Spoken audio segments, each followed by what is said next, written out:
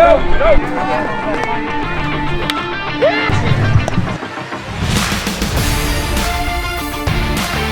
lot of you are here for me, right? My presence. Just kidding. We're here for the man over here, Justin.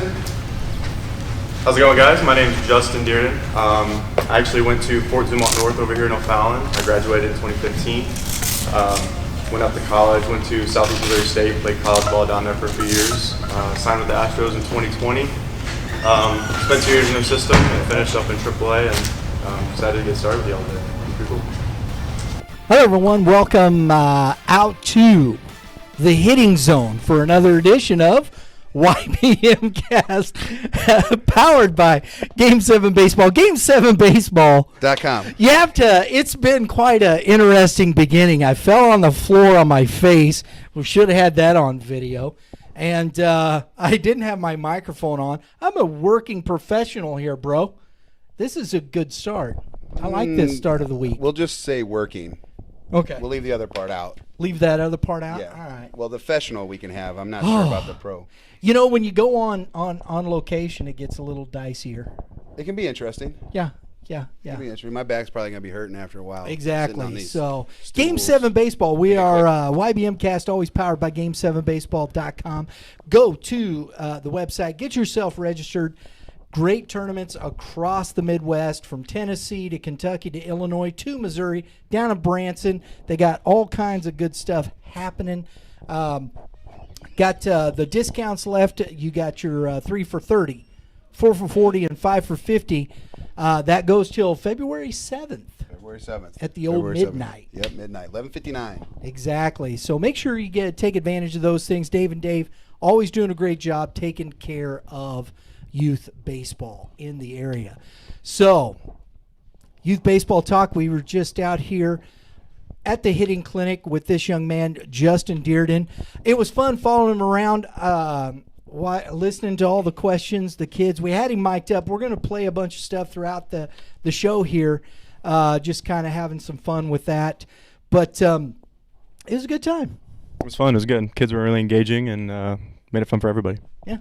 Some of those guys that are older, again, becomes a little bit more difficult and stressful. So we want to try to have as much fun as we can, but we also want to provide some of the mental side of the hitting. So Justin, if I can, if you could just kind of discuss with the kids the importance of why it's important to be kind of relaxed at the plate as you approach your first AB. Yeah, of course. Being relaxed is super important. I was talking with Coach about this actually just before we got started. Like, being up there, being tense, you're really slow, right? So being relaxed, being under control, looking at the pitcher, taking a deep breath, having those relaxed muscles allows you to be quick to the ball. We all want to be quick and have higher exit velocity, right? So that's one reason. That's one way to do it. Take a big breath, help you relax, get into that load, and that'll help you proper sequence as well. 100%. Yeah, is it? Do you have a baseball card yet? I do, yeah. Got a few of them. Okay, trade me your best one. I'll trade you Bryce Harper. Don't tempt me, because I'll do that deal. Next person. You got a Bryce Harper card? Yep. You really? Yeah. What year card? Did you play in the World Series? No, I wish, bro. Favorite player of all time? Ooh. All time? Yeah. I would say Scott Rowland. Laser show. One of the things that I learned some doing camps myself as a camp coach, if you will, versus somebody that's directing a camp was when you have somebody of a certain profile that give them the opportunity to walk around has been more inviting for the athletes to have those kinds of conversations. And so instead of having them, do drills or whatever maybe his favorite drill, I had him going around talking. I think that was good for everybody. I enjoyed it. Him coming in, sitting with my group, and just kind of mixing in. So, thank you. When you talk about hitting clinics and what you're doing with, we're coming up to the. Hang on one second. We're recording. Can you get? I'm sorry. I had no idea. I know you didn't. It's okay. We're gonna pick it up from where I started. Okay. Okay. I don't think we could hear too much,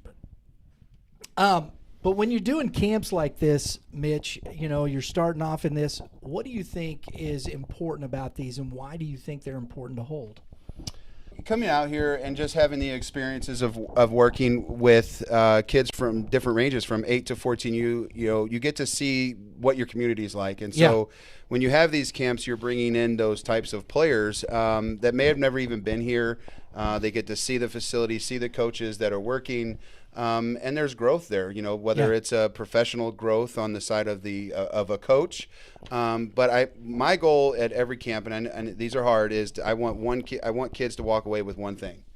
It doesn't have to be my drill station that they walk away with, or another coach's drill station. I want them to walk with one nugget of information, whether it was trivia that we had in the beginning, building up that IQ, or if it's a trigger that they heard from Justin or other coaches. That might help them become a better hitter, at least for today's camp. Summer camps are very different than hitting camps or catching camps that they're going on right now. But one nugget is what I want from every kid to walk out of here with. He's throwing some dices into you. It's okay, but just a little bit earlier and you'll hit them right back. Because you're already flat through the zone. That's why they're flat over here. Just a little bit earlier and you'll hit it right back at them. That's all it is. Try and stay a little bit more above the ball rather than letting that drop too much and getting under. So try and think of swinging almost like this the whole time. You're not, but just try and think of it that way. And just try and think to and through, if that makes sense. So you'll go, it's still sequence, so you're still gonna swing. So there you go, yeah. And just try and keep that elbow up as much as possible. Think about, the deltoid right here? Try and think about, that's how I load. So I kind of go up, and I try and think about keeping that here the whole entire time, up. Does that make sense? Just try for the next round, see what that does, okay? Justin, we were talking a little bit as we're walking around through, looking at the difference, hitting camps, instruction going back when you were at, we had some 10, 11, 12-year-olds, Yeah. I think so. From the time you were that age till now, what do you see as far as the difference in how these camps help these kids continue to grow? Yeah, I think at least nowadays, like we talked about, we hit on, they kind of focus, at least Mitch has them out there focusing on certain aspects of the swing. Like he's got the 5 absolutes, but like there was one station in there with a drill, focusing on the back hip. There was other ones focusing on, loading into the back leg and different, like we're pinpointing different parts of this mechanical parts of the swing that will allow the hitters to get better. And back then it was, like I said, sometimes just set the ball on the tee, back of the net, maybe throw a little BP. Like there was nothing so specific about the swing to get better, but we definitely had that here today for sure. And you probably heard whoever was running the clinic, they would talk about hitting. They would talk about their approach and things of that nature. But as far as looking at these kids, and when you saw this today, and, you're seeing big league pitching and all that kind of stuff, how do you see these kids when they're taking these approaches? How does that help them when they're facing, a kid at, 45 feet? Or actually 46 feet, excuse me, or 50 feet, throwing, 55 to 70 miles an hour. Yeah, at least the one we were talking about with the back hip, that can help them mechanically not going forward and things of that nature. But the biggest thing I love, or at least that I hit on a little bit, was breathing, like we talked about earlier. Breathing, helping you relax, helping you focus on that single pitch, what the pitcher's trying to do to you, and that ultimately I think has a better chance of you having success at the plate rather than a mechanical piece. I mean, obviously it's a double-edged sword, but being able to focus on what you're trying to do and what the pitcher's trying to do to you, at least from my perspective, that's an area of the game we could talk about a lot more. So. Well, I appreciate you being on my side, because our last show we were talking about, what does the body follow? Oh yeah. The mind. I had to get that in there, bro. Oh, did I open something up here? No, this is something that happened last week. It was about thoughts versus action. Mm-hmm. A lot of players will think about a drill or something like that versus acting or trying to attack the drill. They have to process it, and then they go through through the drill itself versus just basically kind of jumping into it and learning from failure. So that was kind of the conversation, and it led to a, something that we don't agree upon. But I will say this much, though, like you've been on the show now a couple times, and I think we touch on it almost every single time. It feels like that the mental side of the game is an aspect that you spend a lot of time trying to get better at. And that's what we're trying to teach to these young people, because there's so much pressure in the game, even at a young age, that they think it's the physical tools, it's the results, and they forget about that process, right? And so you have a routine, you have a process that you're going through every at bat, and I think from today, like we had mentioned earlier, is if you go through the breathing process, it gives you time to also remember the information that you just were given. We talked about being pitch to pitch, right? Well, if I just saw a dirty fastball that ran on me and it had a certain arm slot that might have been different, those are information that if you give yourself time, that you can put in that memory bank. And if you don't give yourself the time to think about it or to figure it out, it disappears. So you get fooled on that pitch twice. It's my shame on me, shame on you kind of thing. And I just, again, going back to the mental side, because that's one of the big things that I want to try to teach to my hitters these days. I get away from a lot of the drill work. I talk about building approaches and things like that in my hitting sessions, and I just love that it's like a professional athlete is talking about breathing routines to clear the mind, because it's tough out there, right? I mean, if you had one thing to tell everybody out there, I'm gonna guess is that you gotta love failing, almost, For sometimes, well, obviously. nobody wants to it's fail. what you get out of failing, I guess. Yeah. Is It's what you get out of enjoy. it. But Yeah, and you have to embrace that so that you can learn. And if you don't take the time to breathe, you won't learn. Yeah, 100%. And obviously, as a professional athlete, you're playing 162 or whatever it is. And especially at that level, everyone's got the mechanics down, yada yada. So there's got to be another area of the game you can improve on, and at least the mental side is one of them. And when you're playing 110 games in, you got 50, 40 more to go, and you're dogging, and your legs are tired, and you got to find it from somewhere else. And sometimes it can be from the mind up there. And that's what we talked about, and that's what I brought to bear, because when you're talking about a team, I was talking to Adam Jansen and Kevin Mulder about this. When we were out at Ace, and I said, when you get to that level, why is there a Major League Baseball team only winning 50 games? And, because talent is talent at that level. So I love that thought process, and that's, I think, the thing that carries you. Can you find that level in your mind that takes you to that place where you can find that consistency? You find that ability to overcome the talent on the mound in those moments where I'm taking my time, I'm breathing, I'm taking that moment to where it's going to set me on a trajectory that I can beat that guy. Because that's where you've done all the, I call it, there's two things there. It's a mental focus and a physical focus. I've done everything I know to do in the cage to get my body physically focused.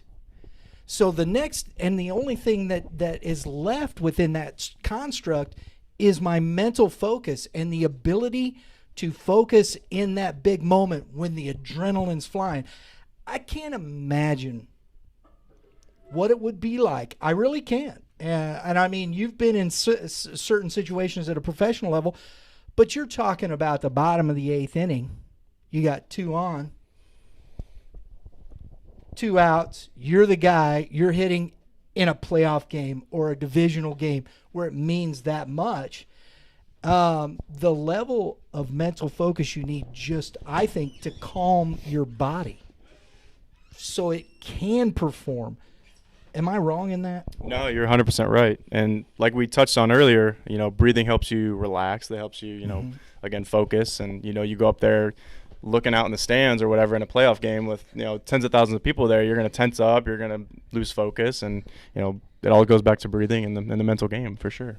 That moment gets you when you're standing in front of everybody. So the interesting thing about this is not only do you have your routines through breathing too, so does that pitcher. Yes. And so the game is of adjustments. Would you agree? Like a pitch to pitch or whatever. That's why we talk about it. And you're breathing out there, and he's going, okay, he just beat me on this fastball. But you put a good swing on it. You look at the pitcher; he's out there like, I can't throw that again. Yeah, see that swing you just took. Exactly, exactly. So they're both. So I mean, we'll get off the subject of the mental side of the game, is one of the things like when you approach hitting, this has just popped in my head, so I have to ask this. Do you try to put fear in the pitcher by having a certain kind of swing on a ball? I think indirectly, yes. I mean, my college coach always told us, try to take the A swing every single time, and just doing the same swing every time is pretty much was the base part of it. But make sure you're getting off your swing every single time, because if he throws that slider, it looks like a fastball, and you take that same swing, maybe you miss, maybe you don't. And then he's like, I can't throw that again. You see that swing that man just took on that slider? That's one of my best pitches. So then maybe he has to go to the fastball, and then you get the fastball for a double. So, like, just being able to, not necessarily going up there thinking you're going to having to swing hard to intimidate the pitcher, but putting a good swing on pitches is definitely probably in their minds. Yeah, I think about that as a hitter myself. It's like, and a big guy, it's like, I want, if I miss, I want to miss with my best. And so if I miss and I pop it up a mile, I'm okay with walking away from that bat and saying I gave my best swing. And I think we miss that on the side of youth sports these days because we're so driven by results. And so I did want to ask that question because obviously you're there, you're going through the process of all the levels that you're playing to try to get to the next step. And I feel like that's got to be part of it because I assume that if a guy goes up and beats you on a fastball up in the zone, probably gonna see that again. Yeah, 100%. And so it's like I just got that guy and he looked terrible, and so then he's gonna get you up, and then he's gonna get you finally slider back foot, and now we have fun with the inner, how the game is. Game of the game. The game of the game, and I love that piece of it because it's not just about throwing a ball and hitting the ball. There's so much more to it, and I love that having those conversations with you. What's up, bro? You with the tribe? Yeah. Nice. What age group are you? 14. 14. How long you been with the tribe? I think this will be like my 4th year. Fourth? That's pretty good. Who's your coach? Coach. Okay.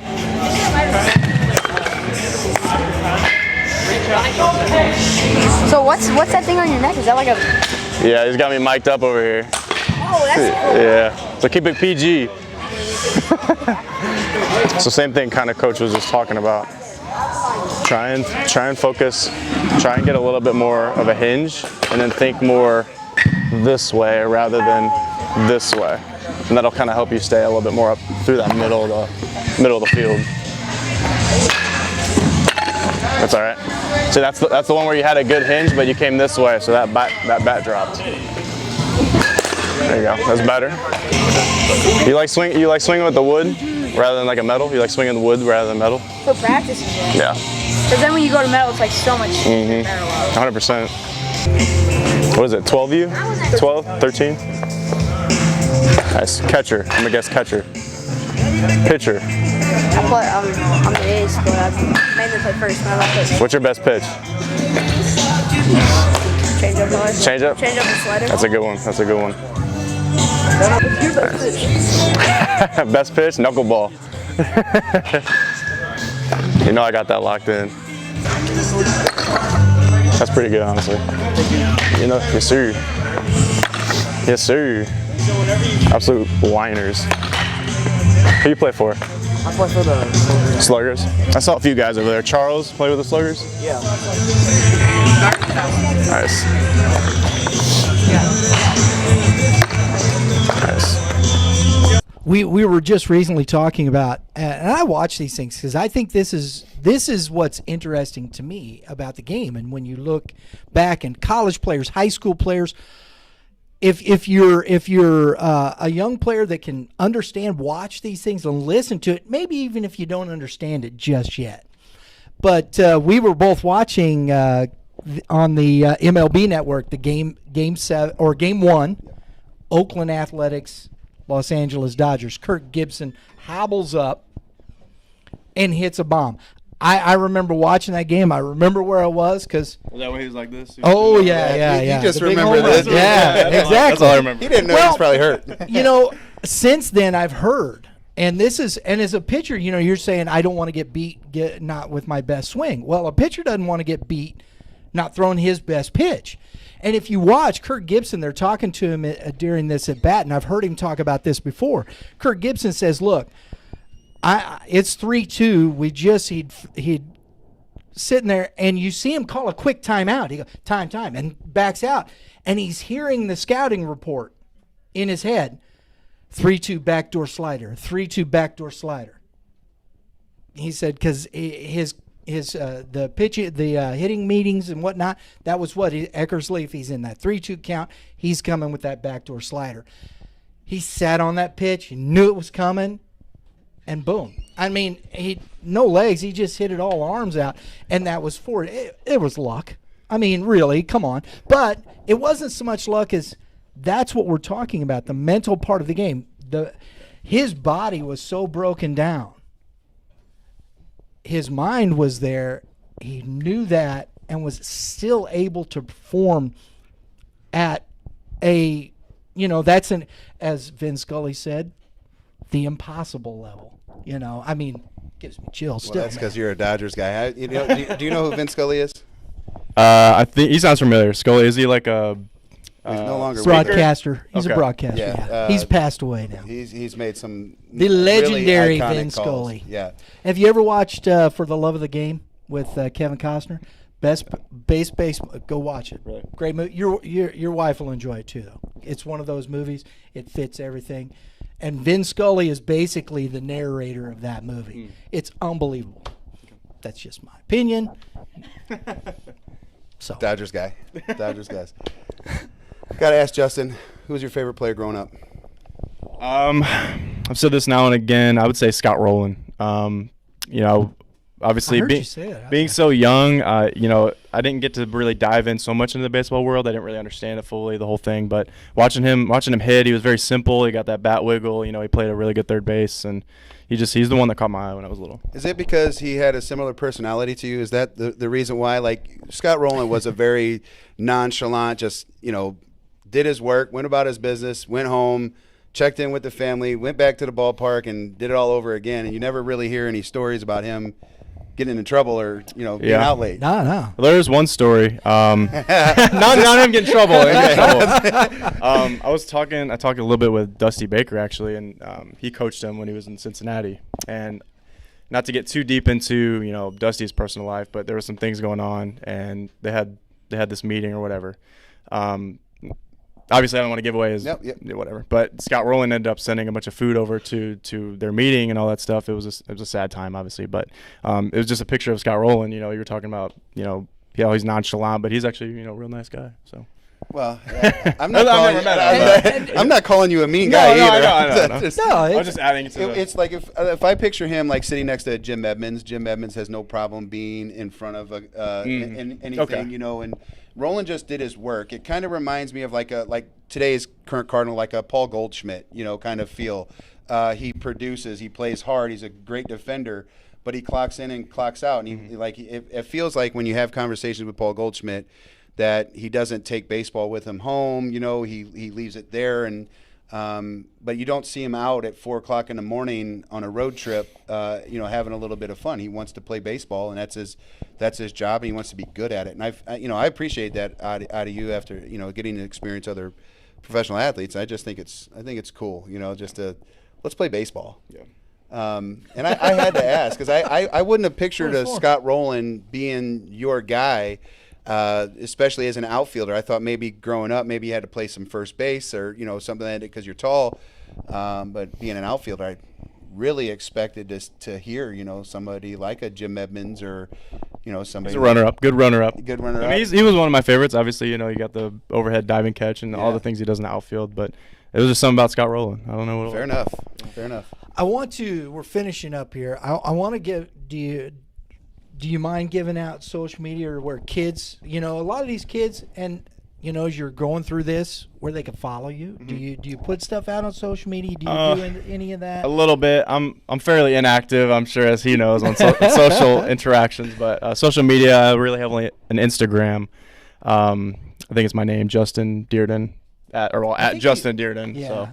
But I think there's an underscore in there. I think it's just at Justin _Dirden. It shows how much I'm on Instagram. There you go. There you go. Yeah. So. You can find him is what he's telling you. Yeah, if you typed in his name, you can find him. I didn't want to bring up no video or something on the phone. It's just, but. Well, I'm just saying because the kids out here and, going through your process, and seeing maybe they can follow. You're going to be at, whatever it is, maybe announce the kids can follow you, follow the Houston Astros, the MILB? Yep. Yeah, in Facebook, like, I try to keep track of him and how he's doing as well. It's just obviously I've known Justin for a while. And you can follow Sugarland, Corpus Christi. Yeah. We're not going below that. So, you can follow those guys on Facebook, and they'll pop up information or players of the week or, whatever may happen. So if you can't find him personally, go out and visit the team, because then you're going to get some information there. Yeah. And they have everything from the ups and downs. Yeah. Yeah, and it's cool to follow that and to look, these young men, these kids out here that met you today. I think it's a cool thing. Keep up to date. Watch. You never know. We may one day see him on the ball field in Minute Maid Park. With the train going. Is it Minute Maid anymore? No, is it? It's I Minute think it is Maid Minute still. Maid, yeah. Is it? I wasn't sure. I think it still is. I know that I saw Justin. I don't It's want the big orange juice. Yeah, I don't want to sell Justin short on part of his game. So we always hear talk about his hitting, but I've seen him make some defensive plays that have been. We talked about. Do you have a cannon, bro? No, I mean it's a little noodle sometimes, but It's a wet noodle. He's got a good arm. I mean it's nothing crazy, you know what I mean? Well, he's playing against guys that have different levels, So I'm sure that when he played at his, his college and lower As long as you ball. hit the cutoff, man, Exactly. right? A little accuracy is what I like. I like the accuracy. Well, what was interesting to me is I had a chance to share the field with you a few times, and then I watched you kind of going through the process. I didn't realize you liked playing center field more than maybe the corners. Obviously you'll play anywhere they put you, but Yeah. I was listening to your podcast you did with your Astros organization, and you talked about playing center field a lot, and that kind of threw me for a loop, because I pictured you as a corner. I like center field. I mean, when you're out there, you can see the whole field. You can really gauge where the pitch is, how the batter's kind of moving in his stance and things of that nature can dictate where the ball's going. It's kind of hard to see on the corners where that's going. And also, the ball flight's a little bit better in center field, but you got to track more of that ground, so it can be a little bit harder on your body. But I've had so much in all the areas that just. Put me out there. I just want to have in the starting 9. Yeah. And that's what we talk about, and we tell kids all the time, Play get on the field. Yeah. Just get on the field. Yep. Get on, and if your bat plays, You'll be out there anyways. right? So Yeah, you won't Bat sit. plays. if your bat plays, then they'll find a place for you on the field. Yeah, I think that's one of the things that you keep in mind, right? So I had I was talking about having a chance to play with him. I think about these things as kind of humble kid. I remember the first time he came out and played with us. We were playing in men's baseball. That's why he's in college. And I said, hey, come out. We need some guys. He comes out and plays. I think he went 0 for the first game, had maybe 3 Ks or something like Probably. that. And he's like, well, I didn't expect to come out. Like, he didn't give us enough love or whatever, And the next time he came out, he hit 3 home runs. It was like 3 for 3 with 3 dingers, and then threw a kid out the plate. And Justin never was able to play with us again, because they were like, he can't play with us. He plays in da-da-da-da. And I'm like, dude's still in college, man. Like, he's allowed to play with us. But it happened to be against one of the better teams in the league. And it was okay to go 0 for 4 with 3 Ks, but it wasn't 3 for 3 with 3 no doubters. I don't know if you remember that. Do you remember? I honestly don't. The I 3 really for don't. 3 was at Valmeyer down in that little bandbox that we played in, and you also threw a kid out there, made a diving catch in right field. I don't forget that kind of stuff. I go through. no, he got a good doesn't. memory. He does Really? not. No. But my body does not follow my mind. If it followed my mind, I would be 6'4", jacked. I'd be like Tom Six Brady. pack or whatever. Well, yeah, yep. I got one. Tom Brady. Oh, I got one in the ice box for sure. There you go. That's cool. I'd be like Aaron Rodgers, somebody of that nature. A a little more hair. A lot more hair. If I was smaller, I'd have more hair. My head's so big that it makes me bald. Justin, man, always a pleasure. Yeah. It really Fun. is, man. Enjoy talking to you anytime. If we can catch up with you later in the.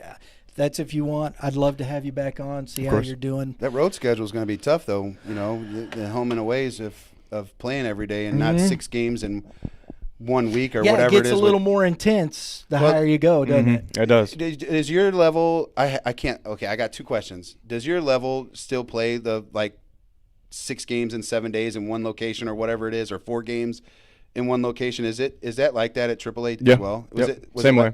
Okay. Yeah. I think it's just the minor league kind of system schedule, if you want to call it that. Everyone plays. My 6 last games. question. Wow. And I'll keep it quiet. Are you a fan of the umpiring now coming from a camera? The robo ump. Yeah, the robo umps. Oh, you got to deal with that in AAA. Yeah, we do. It's okay. The system, I think it's a good system. I don't know when they would necessarily use it. I think it's happening. Well, I meant in the major leagues too. Oh no, No, minors. just Oh, in that's what I meant. AAA. Oh, gotcha. yeah. My bad. But yeah, I mean, like if he throws a ball, it looks a little low. You know, tap the helmet. It's a ball, so we'll run that back. It can save some at bats. You know what I mean? You got 2 strikes. They throw that nasty slider down there. No, that's not in there. So you still have the umpire though behind the dish. It's just like a replay kind of thing. Mm-hmm. And I don't know if anybody follows Jason Dominguez. He's a Yankee product, young kid, supposed to be the next big deal coming out of the Yankees organization. I watched a pitch that had happened to him, and he was like, "Nope, go like this," and he ended up. It was like a 3-2 count. Yep. And he was able to get the walk versus the strikeout, and next guy hits a homer. So obviously, that 1 out of 30 that make it happen. It's just like, I don't know if I like it or not. I like the big base ideas. I think it's for the safety part of the game. I think it's nice. You maybe create some more steals in the game because that's a lost art in Major League Baseball. But the robo umps, I'm not sure. I still like the human element. Yeah. And maybe it's because I'm old-fashioned. No, I like it too, honestly. Yeah. But It's the data from Kirk Gibson's days to the data that you get to use. Kirk Gibson had to chart 1,000 pitches by some guy writing a piece of paper down. And as a fan, who do you get to boo? yeah. Nobody. Right? Yeah. I mean, who do you get to blame? Well, What now it's what gonna are be these the players. talking heads going to talk about now? You Right. can't complain about the umpire. Yep. That strike zone was horrible. Well, it's over. We're going to kill ESPN, I guess. I don't know. Yeah. Don't do that. Don't do that. StatCast. I love the StatCast era. Anyway, hey, if you want to follow, like he said, I think that's a great idea. Get on Facebook, check out Sugarland Space Cowboys. I dig it personally. It's an interesting logo. Yeah, and then if he does send out an Instagram, you can check him out. Justin, I think it's _Dirden at Instagram. Follow him, watch his career. We're looking forward to seeing what you do, bud. Good luck to you. Thank you. No pressure. Yeah, seriously. I called him coach earlier because I was just out of respect for the clinic, and I was like, no, we're not going to do that yet. We're going to talk about Houston Astros. Yeah. I didn't want to. I felt like like the superstition maybe Yeah. or something like that. I'm not sure if you're one of those guys, but I was like, he's not Sometimes. a coach yet. You know what I mean? Yeah. So don't wish that on him yet. Well, we Big hope you point enjoyed guy. some of the stuff from the clinic. Everybody, have a great day in the Lord. Always remember, pitchers, keep throwing strikes, and hitters, we're going to give this one to you. Hit them dingers. It works. Does that work? Yeah, it works. Did it catch up? Okay. Yeah. Thanks, Charles. Because that's the way you get all your notifications for the upcoming episodes on YBMcast when you hit those dingers, right? That's have what we to hit say. the dinger. Hit the dinger, and you get your notifications after you subscribe, though. Got to subscribe first. We'll see y'all next time.